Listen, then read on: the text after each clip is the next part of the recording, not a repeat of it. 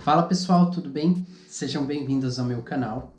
Eu sou Cleiton Fernandes, sou paisagista e hoje nós vamos falar sobre micronutrientes. E para falar desse tema eu tenho uma convidada super especial, a engenheira agrônoma Vânia Chassot. Ela que tem me ajudado nesse processo de aprendizagem sobre jardinagem e paisagismo. Quero agradecer sua participação, Vânia, eu estou muito feliz de você estar aqui. E aí, me conta um pouco sobre os micronutrientes. Olá, eu me chamo Vânia, sou engenheira agrônoma, uma agrônoma que mora em apartamento, mas que tem bastante experiência na prática, seja no campo e também na cidade.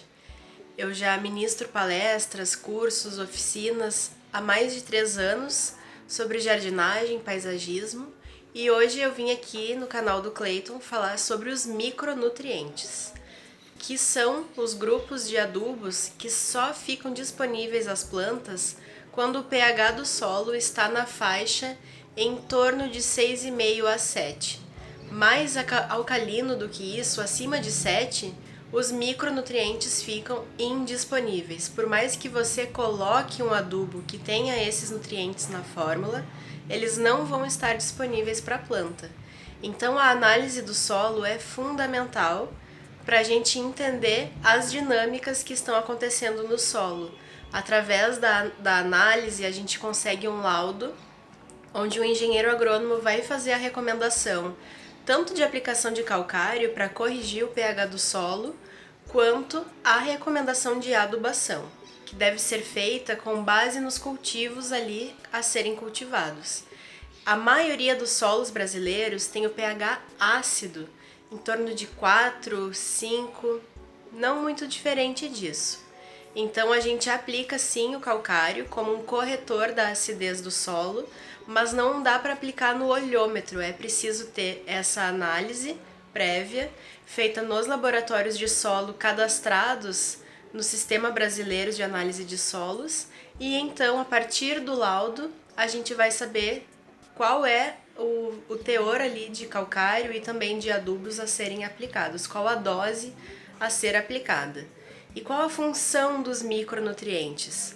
Como o próprio nome já diz, eles são absorvidos em menor quantidade pela planta, mas eles são tão essenciais quanto os macronutrientes.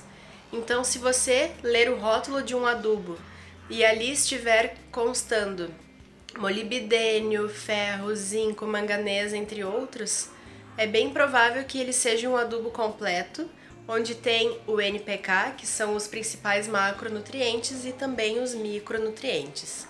Se você escolher um adubo orgânico, como o humus de minhoca, o próprio bocashi ou o biofertilizante, todos eles têm macro e micronutrientes. Então, se você quer oferecer o máximo de nutrientes para suas plantas, para os seus cultivos, você deve ler os rótulos e saber qual a composição daquele adubo.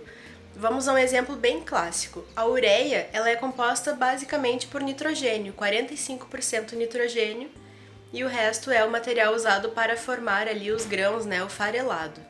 Já o NPK, existem várias fórmulas diferentes, o 10-10-10, o 5-20-20, entre outros, mas eles não contêm micronutrientes. É isso aí, pessoal. Chegamos ao final de mais um vídeo. Eu quero agradecer primeiramente a participação da Vânia aqui no nosso canal e dizer que isso foi muito importante para mim e também pro meu aprendizado, né? E também quero agradecer vocês que estão me acompanhando aqui no YouTube e também lá no Instagram. Eu vou deixar aqui embaixo o meu Instagram. Se você tiver dúvidas sobre alguma coisa, deixa sua pergunta lá.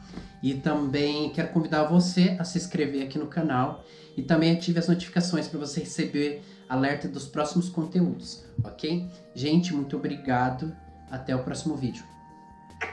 Beijos!